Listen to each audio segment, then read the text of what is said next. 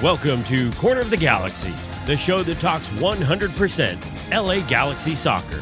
We're glad you could join us. Now it's time to sit back and relax as your hosts navigate through the twisting, turning, but never boring world of the five-time MLS Cup champion, LA Galaxy. Hello, everybody, and welcome to Corner of the Galaxy on cornerofthegalaxy.com. I'm your host, Josh Guesman, coming to you on Thursday, December 3rd. Another off-season show for the LA Galaxy. Greg Vanney suddenly, surprisingly leaves Toronto FC. The LA Galaxy immediately linked with Mr. Vanney. We're going to talk about him. We have rumors about Adrian De La Garza. We have rumors about Jonathan Dos Santos. It's a lot of rumors, some contract talk. I'm sure we're going to get a sort of wide-ranging topic with everything in here. And, I mean, at least, you know, we're not Sporting Kansas City fans right now having to deal with that smack across the face from Minnesota.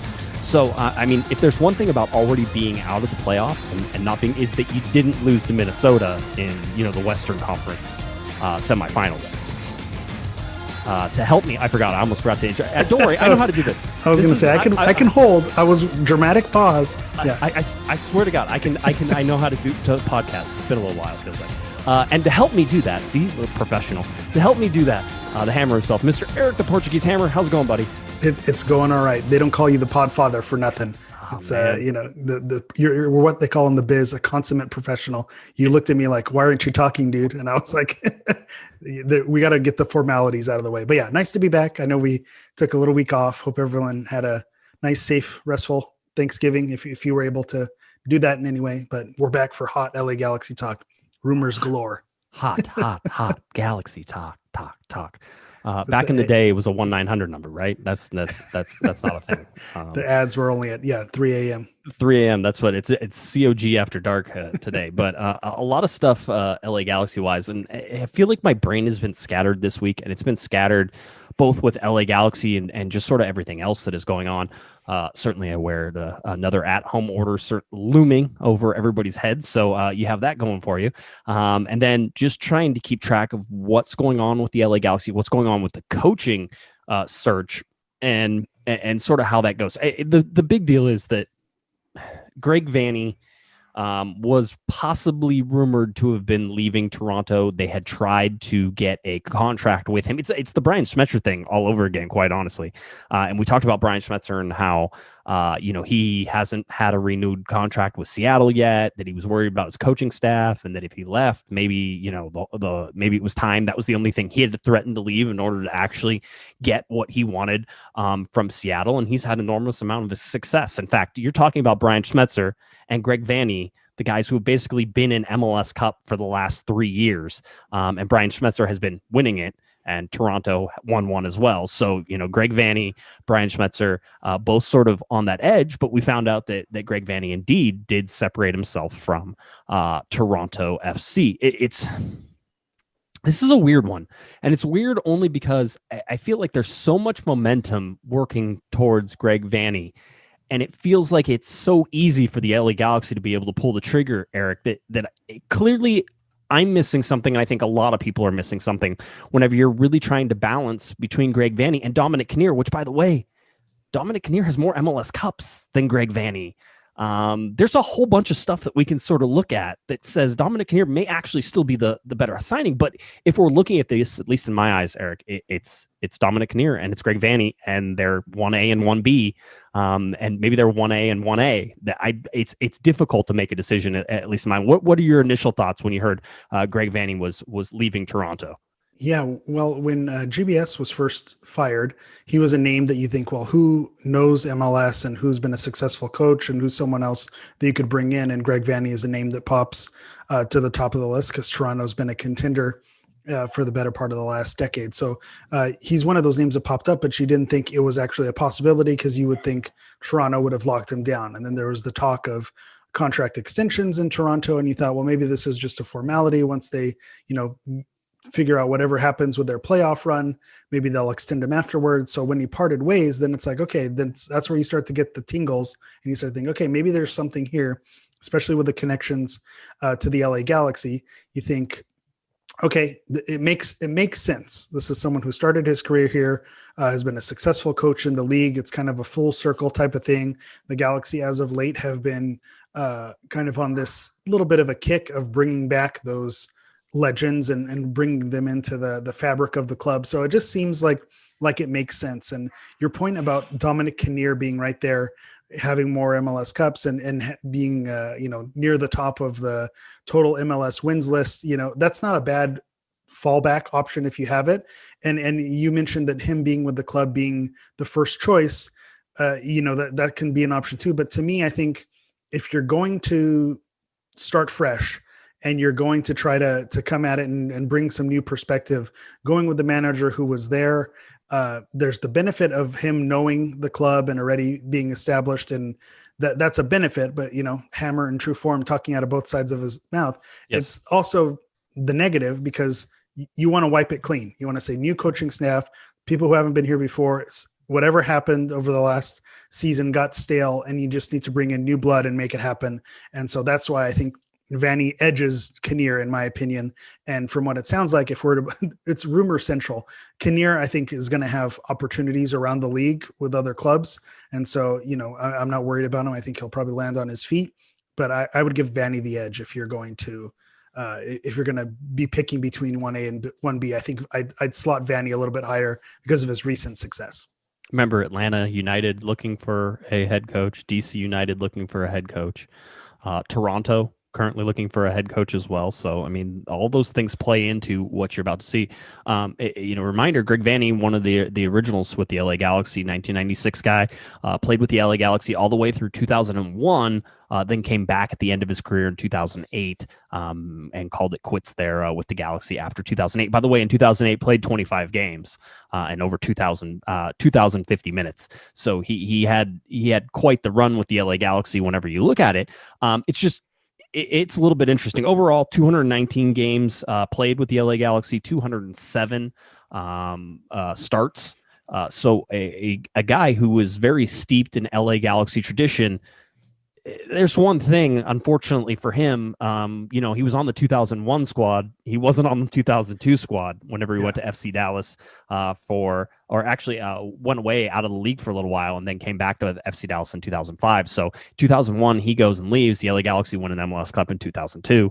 And then we know they win one in 2005. And then, that was it for Greg Vanney. So Greg Vanney, certainly a guy who is well-versed in Los Angeles and the LA Galaxy, and all these amazing things that the Galaxy have sort of been since the start of this of the league, but doesn't have an MLS Cup with the LA Galaxy. So, he has one basically as a coach with Toronto. So, I mean, you can look at looking at Greg Vanney and what he was able to do at Toronto, though. And let's sort of, set the stage for Toronto, who had joined the league and then missed the playoffs every year until Vanney came in, basically. And he finished off the last season where they didn't make the playoffs. I think he finished up the last 10 games of the 2014 season, was 2-6-2 in those games.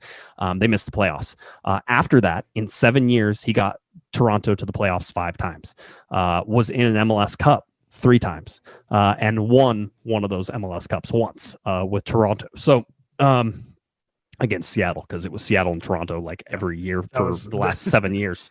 Yeah, and it could have been an option again this year if they didn't get bounced early. It's funny when you think about Vanney. I thought he left even earlier before the 2002 Cup, but it seems like he was there right till the end, and it's almost kind of fitting.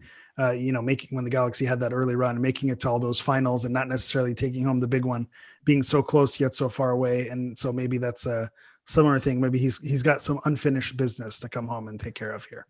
Yeah, it could be. If you look at what he won with Toronto as well, the first MLS team to win the domestic treble. Now, certainly I will put the world's most giant asterisk again, next to the domestic treble, because the Canadian Cup is a joke, and it has been a joke because it's 3 teams. And if you win 2 games, hey, congratulations, you won a cup. I mean, it's not much. Yeah, but still. I was going to say, yeah, but still, a little respect to our Canadian brothers. It's a bit of a joke because of the small amount of pro teams that are up there, but it's not their fault. I mean, what are you supposed to do? You can't make up teams. You have to win those games and beat the local competition. But I agree. Yep. It's fair. It's fair to denote it with a little mark that say it is Canada. It's not a hotbed of soccer up there. Although, maybe Alphonso Davies would like a word, but, I'm sure I agree. I agree. Yeah, but still. Yeah, but I mean, here's the thing is that whenever an MLS team from the States actually wins the treble, which would be a Supporter Shield, an MLS Cup, and the U.S. Open Cup. So if you win those three, that's a completely different thing than to say, oh, you're tied with Toronto. No, you're not tied with Toronto. Whenever that happens, you have taken a step above what Toronto did. They did great. And we have to also point out, Toronto, CONCACAF Champions League finalist, a shootout finalist. They could have been the first MLS team to win the CCL, and they lost, but they were there. I know RSL has a similar, history with that as well, making it to the final and not getting past in the final. So, Greg Vanney has in his short coaching career, really, when you look at this, he has accomplished a ton. Regular season record of 89, 68, and 48. If you want to know percentages on that, yes, you do. Oh, thank you for asking. Yes, you do want to know percentages. What's the percentage on that, sir? Yeah. What kind of win percentage did he have? About 42.9% on the wins. His loss percentage was 33.5. Okay, and getting a point, because we always talk about getting a point or better, right? So it's always that you combine the draws and the wins together to figure out where you sort of sit. And if I remember correctly, the LA Galaxy in like 2011 finished, like the point percentage was like 80-something percent or right in that. So Vanney throughout his time with Toronto was 66.5%. It is in the comparisons of the LA Galaxy and some of the really good teams the LA Galaxy have had. This overall, and I took this over multiple seasons, so it's like over 7 seasons. It's kind of hard to to compare exactly, but this doesn't exactly match up to some of those higher levels. But again, it's over 7 seasons. I consider this pretty good. This feels like a solid record. And I think you mentioned it with the MLS playoff experience. I think that's a piece of it. There's something that has to be said about knowing what it takes to get in there, and that's something the Galaxy have struggled to do in recent years. The experience with CONCACAF Champions League, again, regardless of the path that they take to get there. Excuse me, that's irregardless. Irregardless. Yeah, I just want to make sure you got that. Yes, irregardlessly of the Canadian pathway there. There's something to be said that he knows what it's like to go up against CCL competition, and I think the Galaxy are a club that should absolutely have aspirations to be in the mix of Champions League, and you want a manager who knows what it's like to play in those games. So I mean, you're right. 66% win percentage. Maybe that's not flying off the boards, or a point percentage. But at the same time, all I care, there's more wins than losses. We're not getting a coach with a losing record who's coming in off a slump. I think you're getting someone who's continuing to grow and has a bright future in front of him. And it's also possible we've seen coaches of his age who kind of develop in MLS and maybe go on beyond. This could be a stepping stone to, a job beyond this as well, if he's able to have success here in LA. Yeah, it is. Real quick shout out in the chat room. Jose, a little super chat, dropped $2 on us. So thank you for that, Jose. Jose, my Spanish es muy malo. However, I would like to say thank you for wishing my son a happy birthday. It was Pato Jr.'s birthday yesterday. And so I appreciate that. So if you want to super chat, you're always welcome to do that. And if you put in there, we will, of course, read your message in the chat if you super chat us. So that's always fun. Yes, Eric? He threw a little Portuguese in there for you. That's hammer in Portuguese, o martel. What? So Jose, multilingual in the chat here. I believe it translates in Spanish as well, or something close, but we'll take it. Thanks, Jose. We'll take it. Yeah, I was going to say, just let's try not to use too many languages, though. I'm not that smart, and it'll confuse me. I'll be all sorts of crazy. So anyway, no, I mean, there's a lot of things that happened here. The CCL is great, and he has a ton of experience there. He leaves as the longest tenured TFC coach, coached 250 games, earned 112 wins overall. So he was a very good coach in the amount of time he had. And we talk about him not winning an MLS Cup with the LA Galaxy, and clearly there's something that drives him. Listen, I love defenders being coaches. One, because I was a defender, and two is because as a defender, you get to see, outside of goalkeepers who are too crazy to be coaches, Everybody knows goalkeepers are nuts. That's fair. Yeah, Alexi Lawless that told me many stories about goalkeepers and how crazy. He goes, the best and scariest night of your life will be one you go out with a goalkeeper. And understood. I understand. Kind of like kickers in football. So you look at that and you say the defenders always get to see everything that happens in front of them. And so, as a defender, you get to see the way things change in a game. You understand that perspective. And I always like guys like Greg Berhalter. I like guys like an Eddie Lewis even, or I like guys who are sort of that old school defender guy who's in the back, who understands and who sees everything in front of them and then goes and becomes a coach and is just sort of like, oh yeah, Greg Berhalter was like this hyped up guy and you never really saw it, but he would get super hyped during games and just kick the crap out of people for like 90 minutes, which was great. And now you see him as a coach and he's like this. Oh yeah, I got it all figured out. I've seen it all before. I know what's happening. I understand these changes that are going on. And Greg Vanney really does sort of fit into that. He understands the game. And he was, Toronto played a very tactical style in terms of switching and space and triangles, which is, a lot of that is general soccer stuff. But Vanney understood how to manipulate that stuff. And I think that that's an important coming from a guy like GBS who maybe wasn't as tactically strong as we'd like to admit. And you see that now that this could be a good switch over somebody like Greg Vanney. Yeah. And you make a good point about the defenders.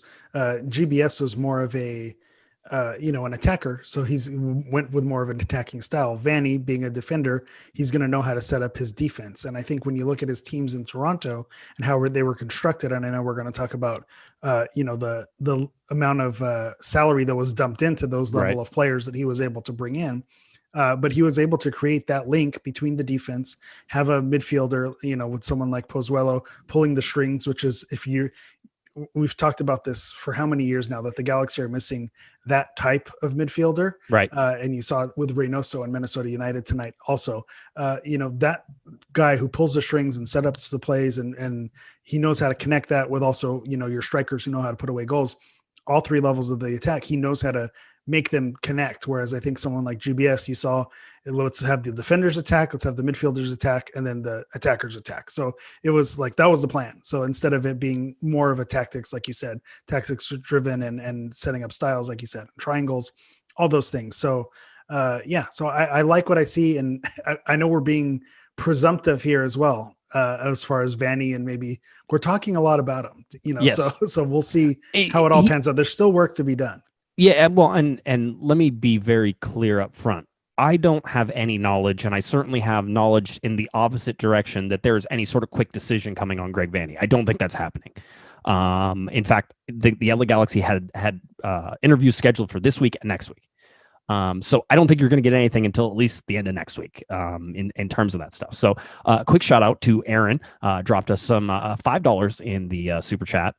Aaron is the one who always gets me on irregardless. So he says, irregardless of your adorable 1-year-old boy, I'd like to see Eric's doxies on camera. We'll see if we can make that happen, Eric, or Aaron, and we'll see if we'll make Eric do it. The other thing I would like to point out, Patrick in the chat room did not pay us to say this. However, he did point out Bruce Arena was a keeper.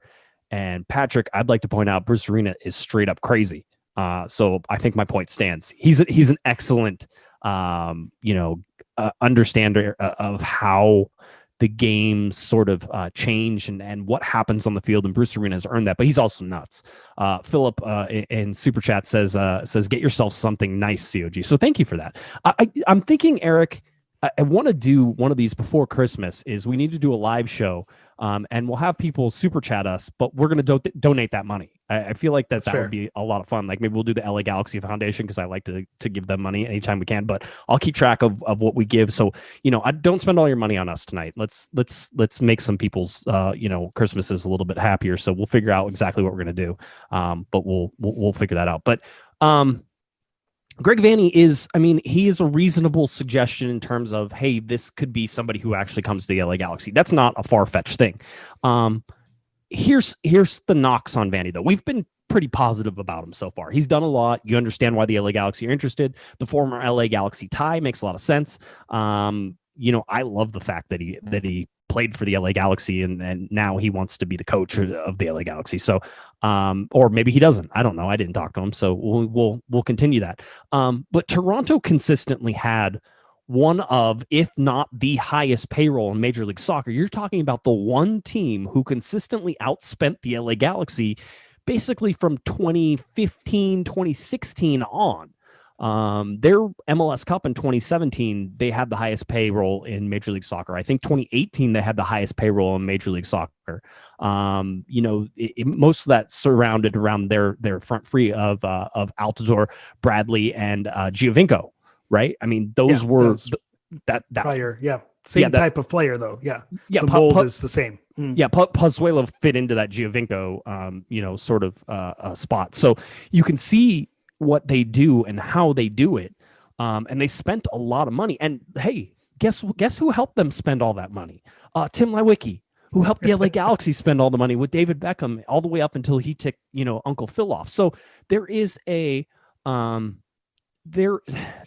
it was funny because we have a member in our Discord, and I invite you to find, our Discord and get in there, because Ramiro is in our Discord. I consider him one of the smartest data guys that I have seen talking around the LA Galaxy, and he always has great stuff. And he goes, it's kind of hard for me to say that Greg Vanney didn't underperform almost every single year if you think of how much money that they spent, and they only got one MLS Cup out of the run. That's an interesting take, and I kind of agree a little bit. It's not far off.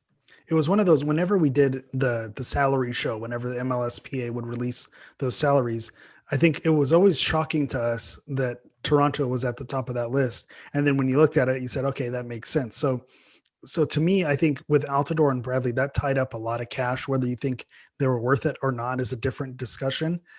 So that's my only pushback, is they spent a lot of money on those players, but it was a small group of players that they were paying a lot of money. And so I think when you look at that, it's similar to the LA Galaxy. They're paying a small group of players a lot of money, and others are more in that mid-range or mid to low range. And so I think it's a fair criticism, and it needs to be brought up as well. If you're going to, talk about someone being a success, making the playoffs that many times and going to cup finals, but only walking away with one. I mean, it's fair. I mean, we talk about the neighbors down the street, having these excellent seasons and then flaming out in the playoffs every year. That's fair that they're being that coach is being criticized as well, to bring in that familial connection to Toronto FC. So it's fair to bring it up that maybe when it matters most, that there are some of those struggles. Well, let's go a little deeper on that as well. You have 3 designated players for them for their really successful years. You can interchange Giovinco and Pozuelo. That's fine. I don't care. They're a lot the same. So you can say that. But when you look at the caliber that they spent the money on, and you can argue Michael Bradley and Josie Altidore, that's not the same caliber that you would probably see the LA Galaxy doing, right? This is not a Zlatan. They didn't have a Zlatan on the team. They didn't have, quite honestly, they didn't have a Chicharito on the team in terms of popularity and ego. So there's some questions about whether or not Vanney would be able to handle somebody like a Zlatan Ibrahimovic. And by the way, I understand there probably will never be another Zlatan, but there's going to be somebody else who's going to be a head case and who's going to be a high profile guy. And you're going to ask whether or not he can handle that. Now, in defense of Vanney, I'll point to Dominic Kinnear, where Zlatan Ibrahimovic was like, Dominic Kinnear's great, and I'll gladly play for him, and he's a great coach. So Dominic Kinnear proved himself to Zlatan in a short amount of time. All right, we'll take that as Zlatan was being honest and truthful with that. What can you say about about his management style in terms of, is he going to be able to manage the big guys? Because he doesn't really have, hey, Josie Altidore is great. I love Josie Altidore. I like Michael Bradley. I know people hate Michael Bradley. I like Michael Bradley. I have talked to both of those guys in scrums for the U.S. men's national team whenever I'd be covering LA Galaxy guys. So I've seen them. Josie Altidore seems like a really cool guy. Michael Bradley seems a lot like his dad, and just in terms of personality. So there's edges to those guys, and I understand it. But Michael Bradley's always going to be, and is always fiercely, a team guy, right? It's not like he's going to be a Zlatan where he's out there, throwing teammates under buses and moving Sebastian Lletget out of position in a wall. All these things that you see. So there's a question there of whether or not Vanney can handle that. Do you see any of that? Is that a question mark for you, or do you feel like that would be fine? I feel like that'd be fine. I think you said Zlatan is a one of a kind, one of one addition. You're not going to get a lot of those. I can think of maybe one, maybe two players who would bring that type of personality and that type of, manageability that you'd really need a super, psychological manager to handle them. But we've seen some of those players, even with the best coaches in the world, with clubs around the world, having difficulty controlling some of these personalities. So it's not a Greg Vanney thing. This happens with other managers as well. I don't think that's something that we need to be concerned of. And it's your favorite line. It is until it isn't, until he comes. And then you hear locker room rumblings with some DPs having friction and so on and so forth. But that's more, I think that's more on the players than it is on the coach. I mean, the coach, when a new coach is brought in, I think the players should give them the benefit of the doubt until, trust is lost. So I think you have to see how things play out, and we're not ready to start picking sides yet from a fight and a breakup that doesn't happen. This isn't one of those things where you start having those imaginary fights in your mind and playing out the scenarios. Right. I'm not ready to take that leap just yet. Okay, I understand. This is what Vanney said whenever he was getting ready to leave, or after he announced he's leaving. He said, okay, first of all, let me set this up, because I read this and I'm like, did the LA Galaxy already give him the job? It really felt that way. I'm here to tell you that's probably not the case.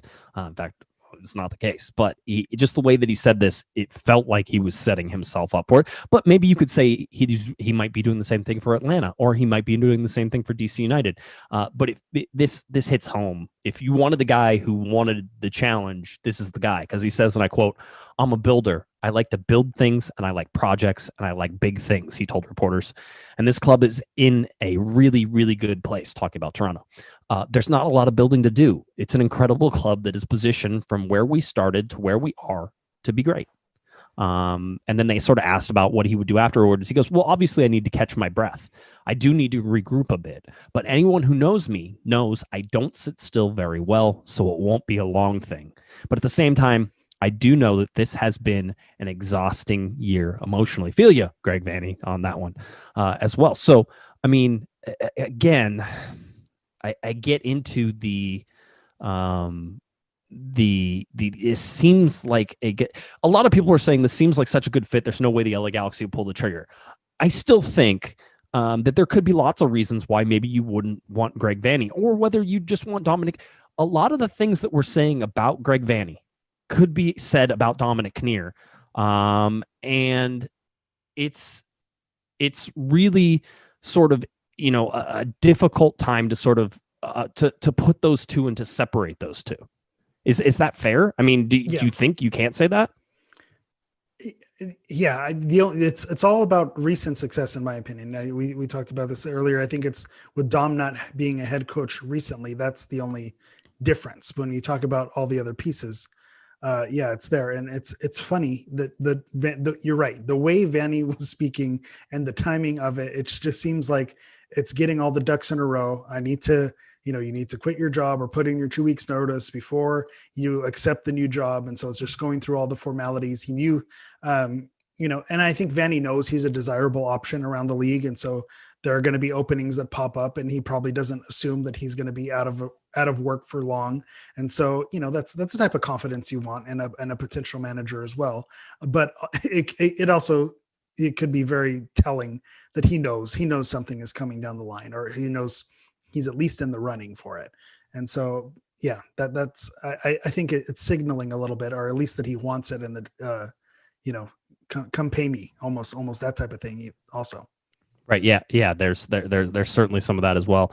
The big question that also comes in this is if this is a rebuild project, and certainly everybody in the chat room is pointing out that perhaps Dennis Teclosa already has 17 players on this roster. Is this really a rebuild project? But if it is a rebuild, and certainly if you look at those 17 players, and I gave you a task of trying to find an 11-man starters out of those 17 players, it's difficult to do, and it's sad whenever you do it. Can the fans even handle and be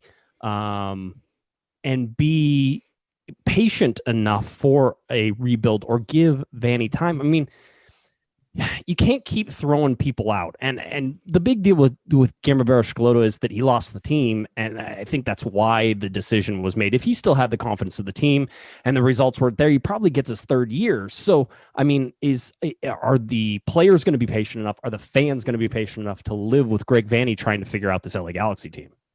It's funny. I think this is, I learned this from potting with you, and I think that rebuilding in Major League Soccer is probably one of the biggest misconceptions.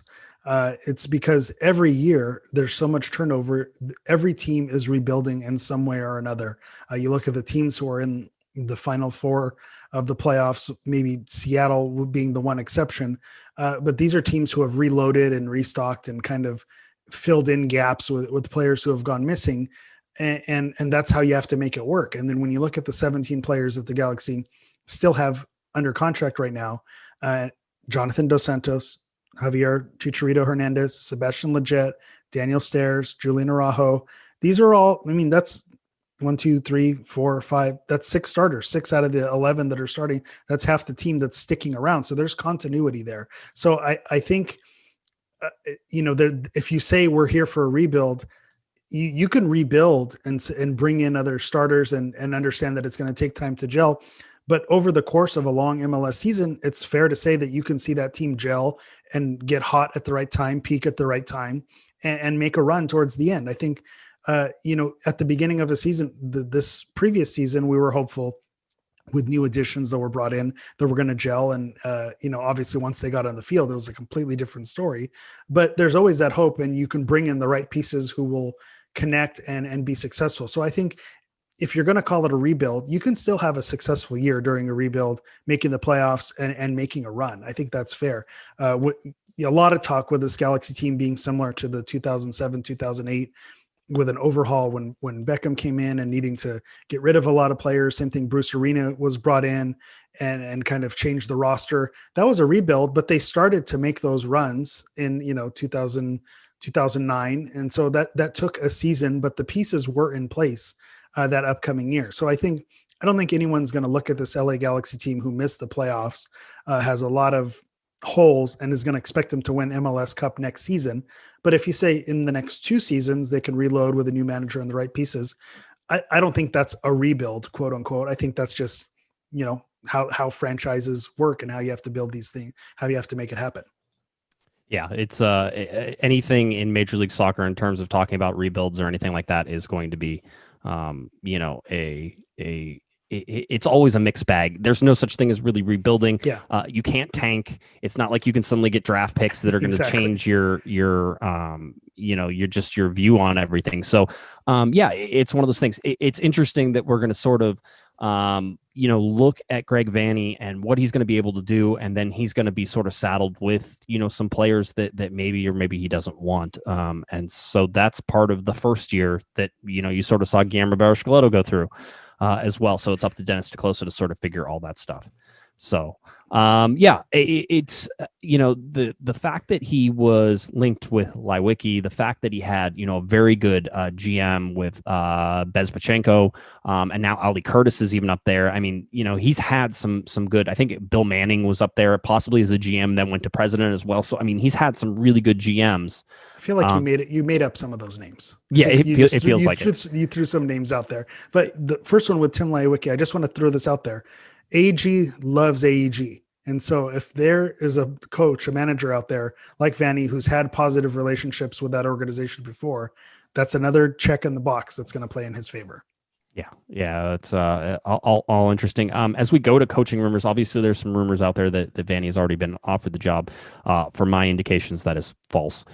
So just pump the brakes. It doesn't mean that I don't think Greg Vanney is going to be considered, and right now I would think he's probably the guy who ends up with the job if the LA Galaxy can get everything, sort of lined up. If it's Dominic Kinnear, that's cool too. I don't have a problem with either of those guys right now, but I think those guys are one. That's your first choice, and everybody else is second choice after that. So it'll be interesting to sort of see how the LA Galaxy navigate these waters, because it's I don't know. It just feels like they're going to be criticized if you don't pick Greg Vanney, they're going to be criticized for not just making the easy choice and doing it.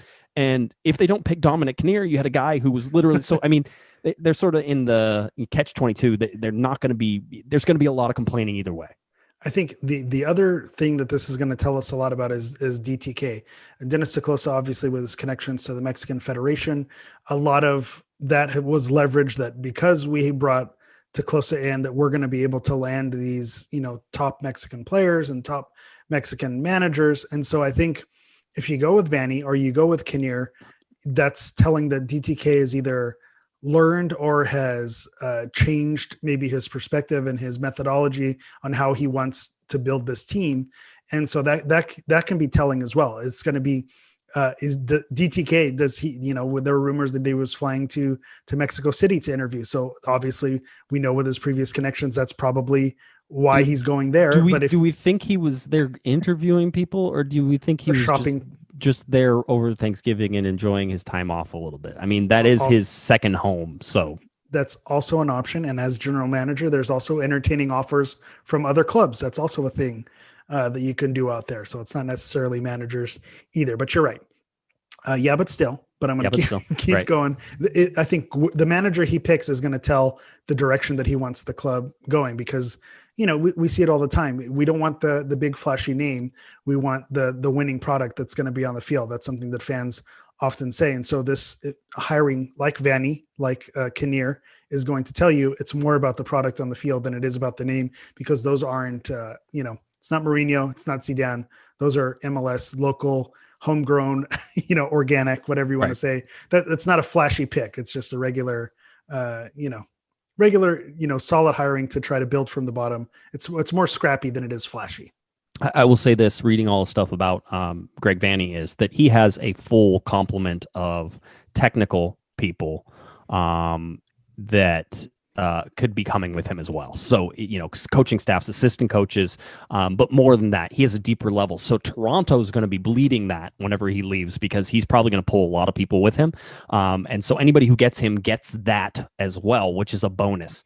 Kinnear would have to build his staff. I think that Vanney, for the most part, will get to sort of pick the people he wants to bring with him to come to the LA Galaxy and do that. So, we'll sort of take a look at that as it comes down. Now, Grant Wall was talking to Landon Donovan, and Grant tweeted this out, and he said, Landon Donovan tells me he thinks he's capable of coaching the LA Galaxy right now. Landon Donovan is, but that Greg Vanney has put in more time as a head coach to deserve the gig if he gets it, type of thing. So Landon Donovan is on my coaching, my top 15. He's just last in 15. So, Robbie Keane is well above him as well. So we're aligned there. I think that comment, what's he going to say? We said we like someone with confidence, is, he feels ready to take on a club now. I think, is it one season that he has under his belt at USL? So one full season at USL, and he feels like he's ready to take on the world. I mean, and maybe the Galaxy have fallen so far that it's not a prestigious job, and he's ready to take it on and start a rebuild. But I think it's asking a bit too much. He's right. Vanney is more seasoned. He's paid his dues a little bit more. So I think, I'm okay with Landon saying that, although I disagree that he's probably ready for that big leap. He's not quite ready for that just yet, but I respect the man. So we're going to keep moving.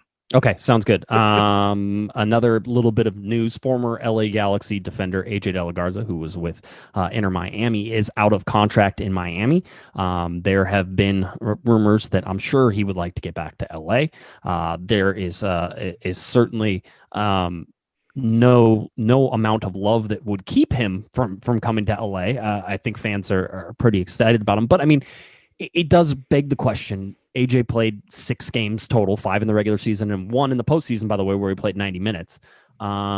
So, he's 33 years old. He's well past it now. I mean, AJ was always known as the speedster and he's had several injuries that have sort of kept him from really getting back there.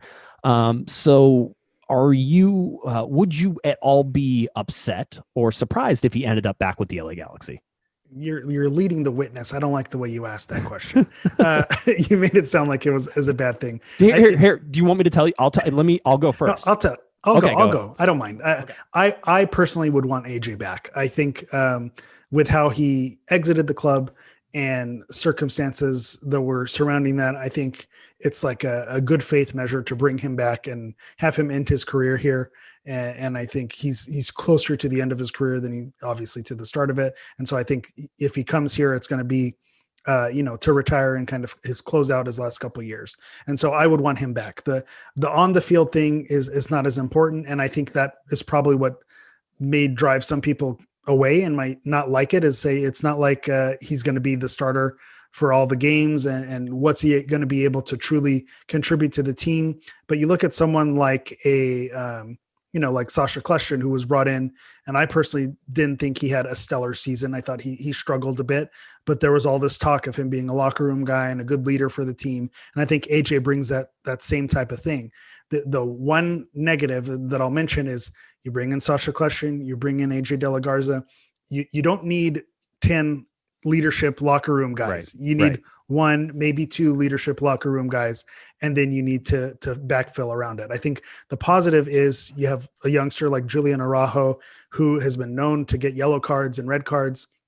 And so if you have someone like AJ as that mentor to him, a young, someone who is American, able to connect with him and kind of show him the ways, show him the ropes, and help Julian develop. And then also as a backup, I think it's fair to bring him in. To me, the Juninho move was like a good faith move. This is the Juninho move, square. Plus. I think it's it's AJ, free pass. He gets to come back. I think the Galaxy owe it to him based on how he went out, and I think that I would want him back. Yeah, it's always tough on this. I understand he's not the player he was.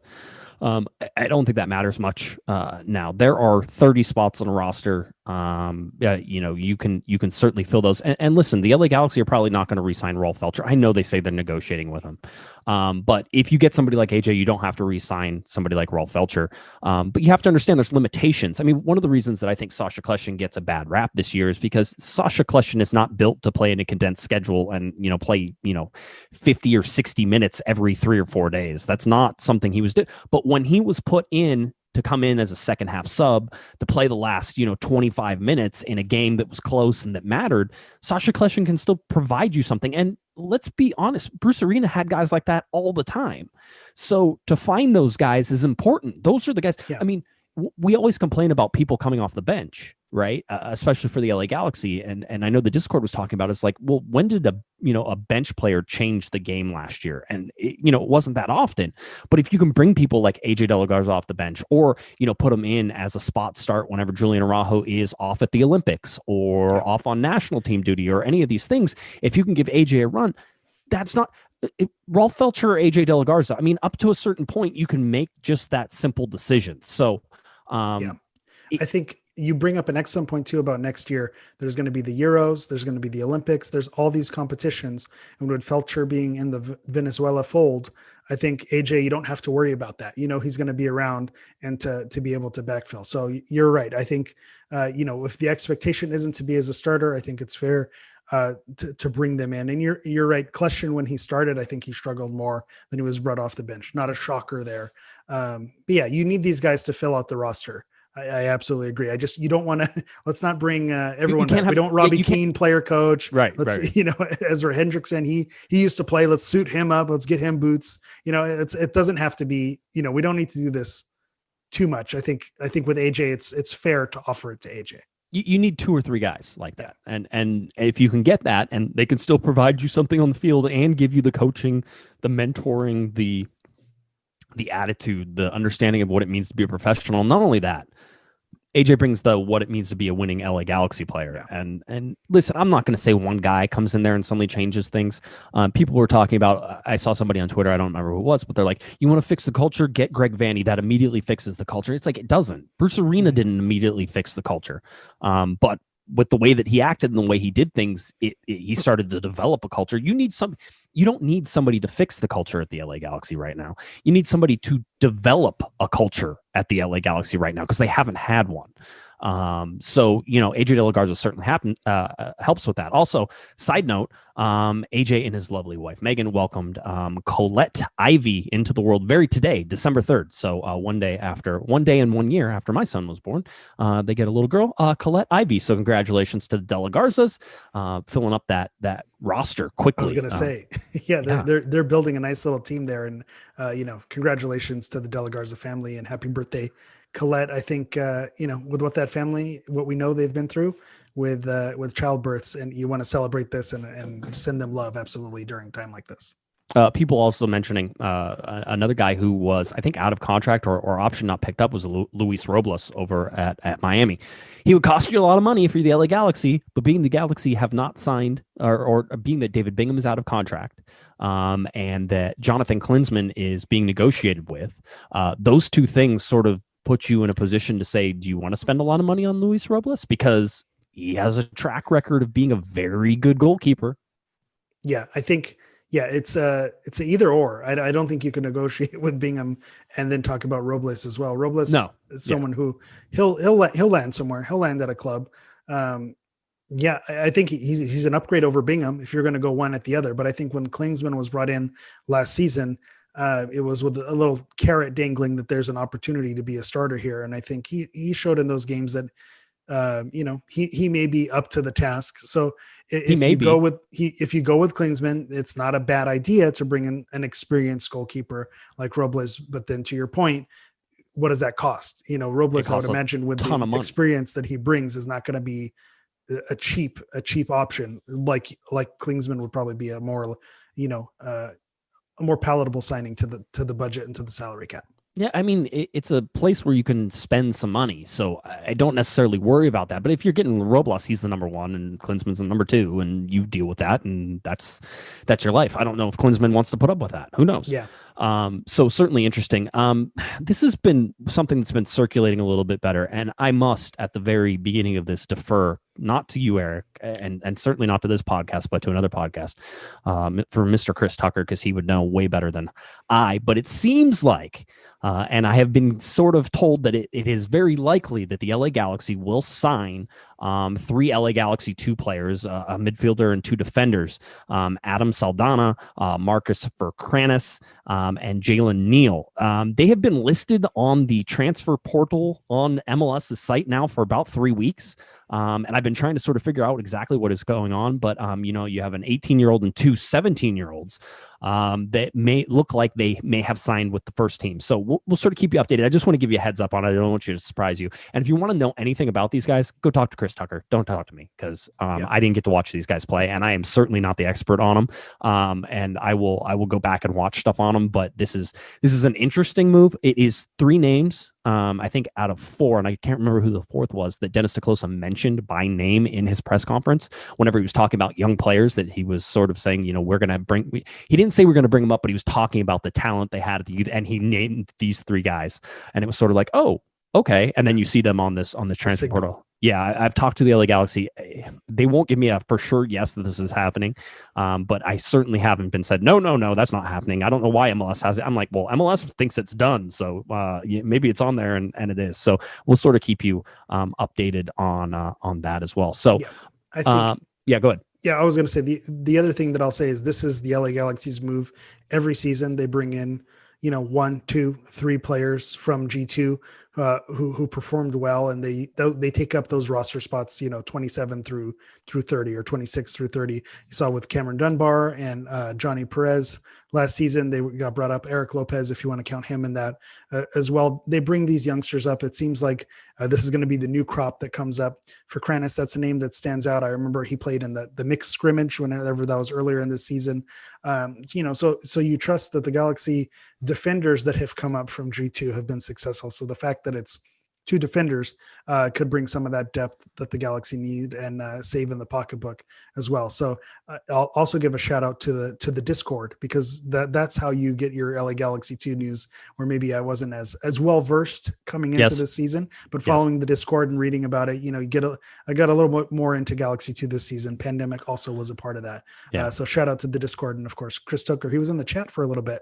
I don't know if he's still hanging out, but I agree he's got Galaxy 2 covered pretty well. Yeah, he does. And over at Squadcast as well. Yeah, I was going to say that if you look at the Discord, if you want a positive, I swear a lot in the Discord, just out of general being in the Discord. So if that's something that attracts you to the Discord, you could go there as well and see that. Let's see, we have those guys. There's one other rumor that's sort of floating, and I don't have any information on this rumor, so I will give you the rumor and tell you it's a rumor, and I can't confirm or deny it. Some rumors I can absolutely deny and very quickly do so.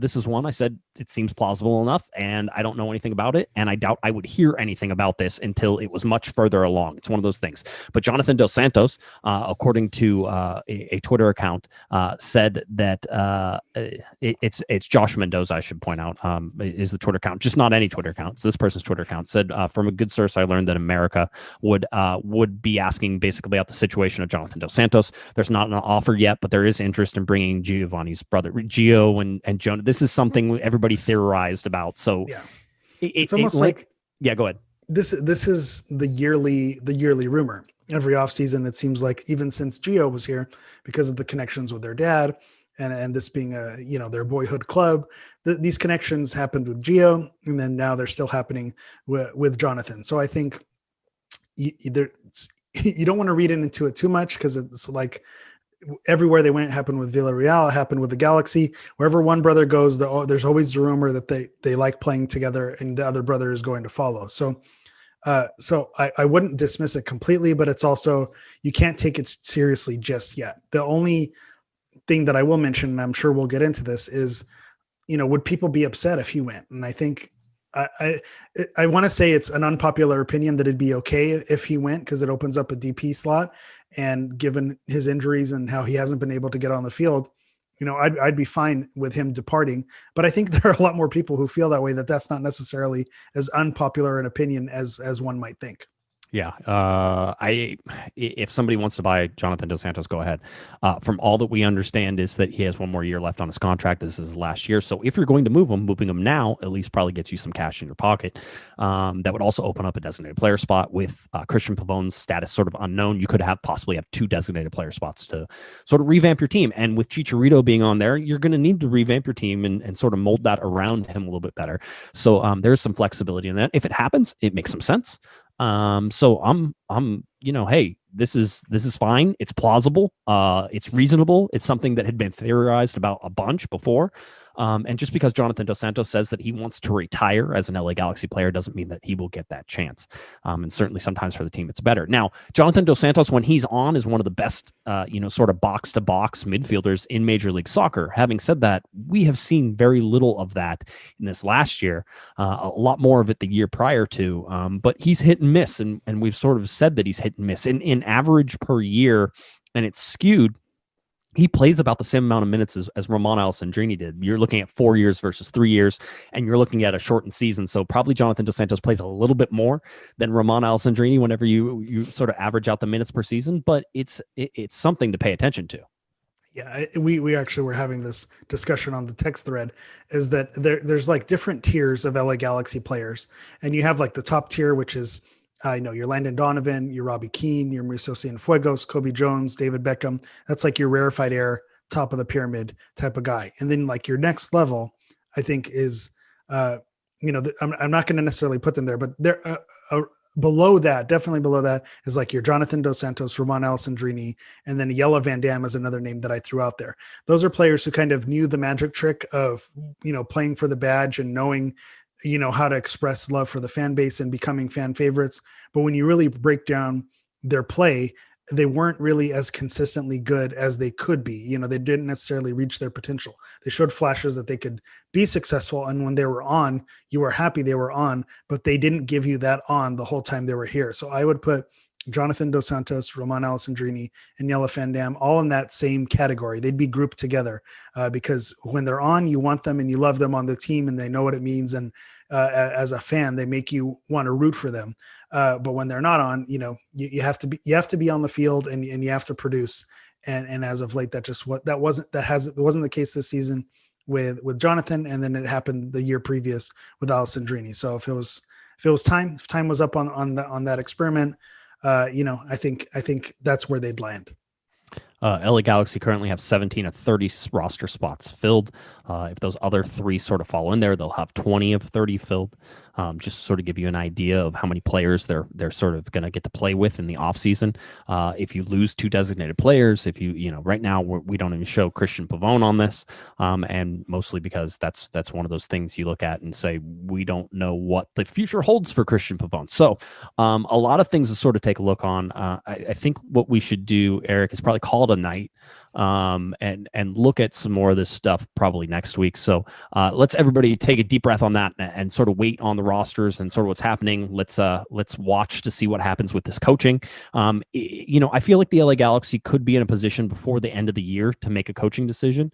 But when we say that means that's happening the next 2 to 3 weeks. To make that happen and not have it get sort of lost in the Christmas time stuff, right? I mean, it's probably after the first of the year is when you're finally going to see it. It doesn't mean the LA Galaxy haven't made a decision by then, but it's probably after the first of the year where they're really able to sort of, keep an eye on that. So, I think that's it. Greg Vanney seems like he's in the driver's seat. Dominic Kinnear certainly is there as well. A lot of interesting moves, and as teams end up and as the playoffs are ending, you're going to see more and more people sort of coming in to do all this stuff. You're going to see more players, more free agents, more contracts, and all that stuff. So we'll see how that all goes. And I think we're drawing it out for dramatic effect here. But are we trying to get the dogs in? We're trying. Hold on. Yeah, good job. You're on mute, Eric. You're on mute. I'm trying not to make tons of noise. I'm trying to close back. I could do my outro and then we could bring them on for the big closer. All right. Why don't you tell people where they can find you? We'll get on out of here. All right. You can find me on Twitter at HammerEV. You could also find me on Instagram at Galaxy Profile. That's Galaxy PROFOUL. And then our Grading the Galaxy season review next section with midfielders should be dropping soon. All right. Sounds good. That's good information for the person who has to post it too. So thank you for that. If you're looking for me on Twitter, it's at Guesman, JGUESMAN, and at Galaxy Podcast. Head on over to cornerofthegalaxy.com where we'll try to update you on a whole bunch of stuff. But mostly here on the podcast is where you can find that. So head on over to our YouTube channel. You can do all those fun things. All right. We leave you with a wonderful picture of 3 wiener dogs sitting there, one with a sweater on and 2 looking. I think this is going to be my Christmas card. Yeah, it's a good one. It's a good one for sure. All right, for Eric the Portuguese Hammer, I'm Josh Pato Guesman, and you've been listening to Corner of the Galaxy on cornerofthegalaxy.com. Have a great one, everybody. You've been listening to the Corner of the Galaxy podcast on cornerofthegalaxy.com. You can follow the show on Twitter and Instagram at Galaxy Podcast, and be sure to check out and subscribe to iTunes, Stitcher, and Facebook by searching for Corner of the Galaxy. Fans, we thank you for listening, and we ask that you be kind and courteous to your neighbors as you leave the podcast. We thank you for joining us and look forward to seeing you again. Until then, I'm Michael Araujo, and on behalf of the entire Corner of the Galaxy crew, goodbye, everybody.